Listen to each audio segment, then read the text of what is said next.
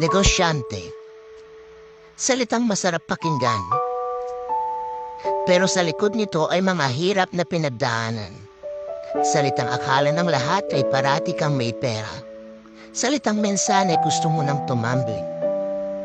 Pero dahil sa salitang ito, ay patuloy kang lumalaban kahit gaano man kahirap.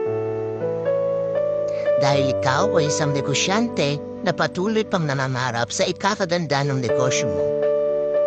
Hindi po ibig sabihin na may negosyo ka o nagnenegosyo ka, mayaman ka na.